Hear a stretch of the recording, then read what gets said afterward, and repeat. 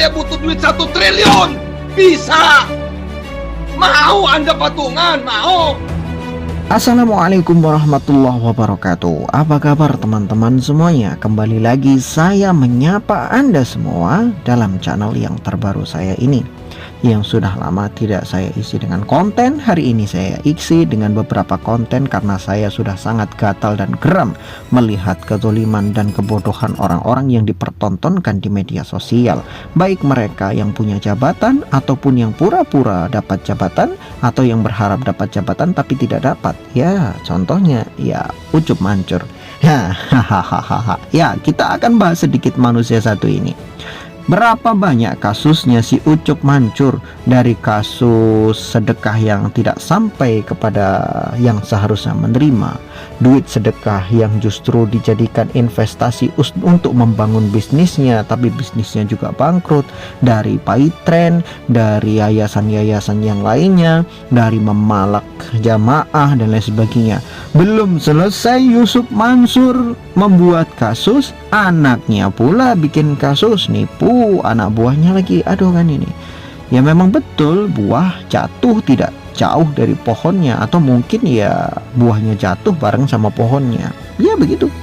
Ya bapak anak sama aja wataknya menggunakan agama untuk tifu-tifu.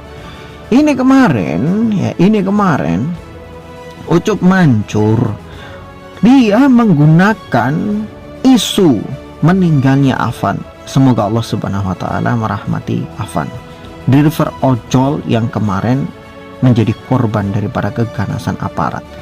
Nah, dia menggunakan isu itu mencatut nama Afan untuk kemudian dijadikan sebagai sumber donasi, minta donasi.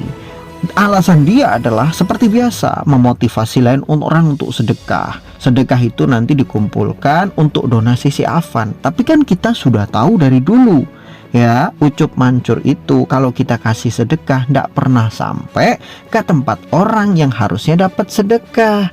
Ujung-ujungnya sedekah itu dikumpulin sama dia buat modal lagi untuk usaha-usahanya. Yang usaha itu nanti kalau dapat untung ya masuk ke kantongnya, bukan masuk ke fakir miskin. Itu Ucup Mancur. Ya inilah gambaran daripada orang-orang yang memanfaatkan agama untuk mencari keuntungannya. Mereka menggunakan dalil, mereka menggunakan ayat-ayat, menggunakan hadis-hadis Nabi Shallallahu Alaihi Wasallam memotivasi orang lain untuk bersedekah, berinfak, beramal jariyah. Tetapi amal jariyah yang sudah dikeluarkan oleh orang-orang ini tidak sampai kepada orang yang harus menerimanya, tapi menumpuk di kantongnya sendiri untuk memperkaya dirinya sendiri. Kan pernah saya sampaikan tentang guru daripada Salman Al-Farisi. Salman Al-Farisi itu sahabat Nabi Shallallahu Alaihi Wasallam dari Persia. Beliau sebelum menerima ajaran Islam, dalam proses pencarian tentang Nabi terakhir Nabi Muhammad Shallallahu Alaihi Wasallam, beliau itu berguru kepada beberapa pendeta-pendeta Kristen, pendeta-pendeta Nasrani besar pada saat itu. Nah, salah satu gurunya itu seorang rohib, seorang pendeta yang sangat besar, yang dianggap orang suci. Setiap hari dia menerima sedekah berupa emas, berupa perhiasan, berupa perak dan lain sebagainya. Orang berharapnya sedekah itu disampaikan kepada para fakir miskin, orang-orang yang membutuhkan. Ternyata tidak. Sedekah-sedekah itu dikumpulkan sama dia, ditumpuk sama dia untuk memperkaya dirinya sendiri. Ketika si rohib tadi itu, pendeta itu meninggal, wah semua orang bersedih hati, semua orang menangis karena kehilangan sosok yang sangat luar biasa. Tetapi ketika Salman Al-Farisi itu membongkar semua kebobrokan dan kejahatannya, berubah drastis.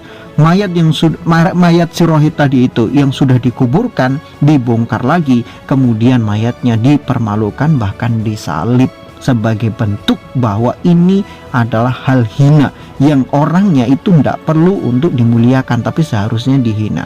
Itu dari dulu. Jadi dari zamannya sebelum Nabi Shallallahu Alaihi Wasallam menjadi seorang Rasul, zamannya sama Salman Al-Farisi, memang sudah ada tokoh-tokoh agama yang suka jual-jual agama untuk keuntungan pribadi mereka. Itu sudah ada dari dulu.